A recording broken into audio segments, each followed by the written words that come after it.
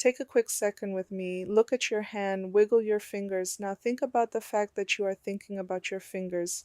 That little internal glow, the part of you that's behind your eyes, experiencing the warmth of the sun or the way this video sounds, that's consciousness. It's the most familiar thing in the world, yet it's the biggest mystery in the universe. Scientists and philosophers call it the hard problem, but I like to think of it as the universe finally waking up, stretching its arms, and saying, "Oh, so that's what I look like." In simple terms, consciousness is subjective experience. It's the difference between a camera taking a photo, which is just data and pixels, and you seeing a sunset and feeling a tiny bit of bittersweet nostalgia. It's the isness of being you. It's the light that stays on even when you aren't thinking about anything specific.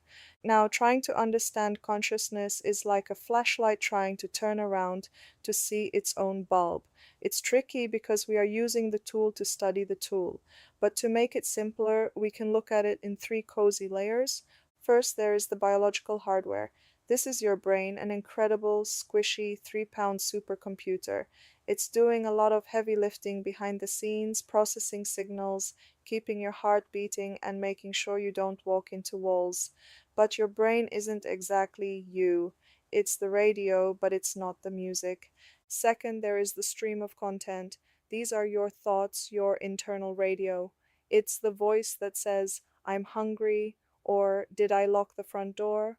or "I really like this song." Most of us spend our whole lives thinking we are this stream. We think if we have a sad thought, we are a sad person. If we have a messy thought, we are a messy person. But then there is the third layer, and this is where the magic happens, the silent witness. This is the most important part. It's the part of you that observes the thoughts. It's the part that notices you are hungry before you even say it. It's the quiet space that remains when everything else goes silent.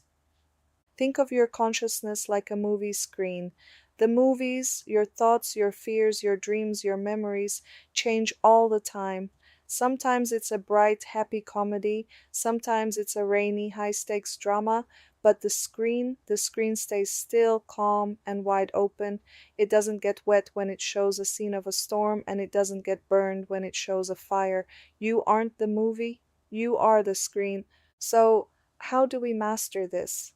Mastering consciousness sounds like something you'd need to climb a mountain in the Himalayas for, wearing special robes and meditating for 40 years. But honestly, it's much more about gentle curiosity than intense control. Mastery isn't about stopping your thoughts. Trying to stop your thoughts is like trying to stop the wind with your bare hands. It's just going to make you tired and frustrated.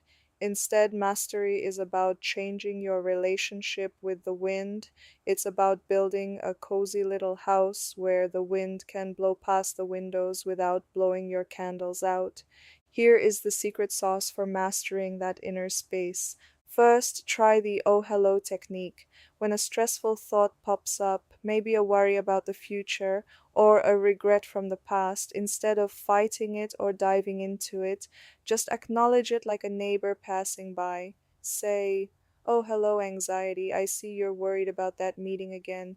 Thanks for trying to protect me, but I'm okay right now." When you name it, you stop being it. You move from being the person who is anxious to the person who is noticing anxiety. That tiny gap is where your freedom lives. Second, use the sensory anchor. Whenever your mind feels like a chaotic internet browser with 50 tabs open and you can't find where the music is coming from, hit the refresh button. Pick one thing you can smell right now. Maybe it's your coffee or the air after it rains. Find one thing you can hear, the hum of the fridge or a bird outside. Find one thing you can feel, the texture of your sleeves or the weight of your feet on the floor. This pulls your consciousness out of the thought clouds and back into the present moment. Third, practice expansion.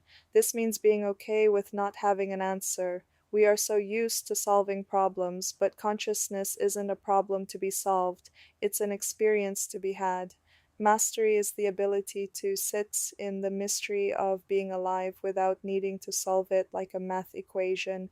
It's being okay with the "I don't know." The reason I wanted to share this with you is because being conscious can actually be, well, heavy. It's a lot to feel everything all at once. We are the only creatures we know of who can worry about the meaning of life while trying to fold laundry. That's a big job. But it's also the greatest gift you'll ever receive. You are a way for the cosmos to feel love. You are a way for the universe to taste a strawberry, to feel the warmth of a hug, and to wonder about the stars. Without your consciousness, the universe would just be a dark, silent room with no one there to see how beautiful it is. Mastering consciousness is really just practicing presence. It's being brave enough to be right here, right now, even if here is a little bit messy or confusing. It's about realizing that you don't have to do anything to be worthy of this experience. You are already the main character of a story that has been 13 billion years in the making. You're doing a great job at being a human. It's a weird gig and there's no manual, but you're the only one who can do your specific version of it. So be kind to your mind today. It's the only home you truly live in. Be a gentle landlord. Let the light in. And honestly, the fact that you're even sitting here, curious about your own mind and wondering how to be a better version of yourself, that proves your inner glow is already pretty bright. You're already a master in training just by being aware. Take a deep breath, feel that isness. It's good to be here with you.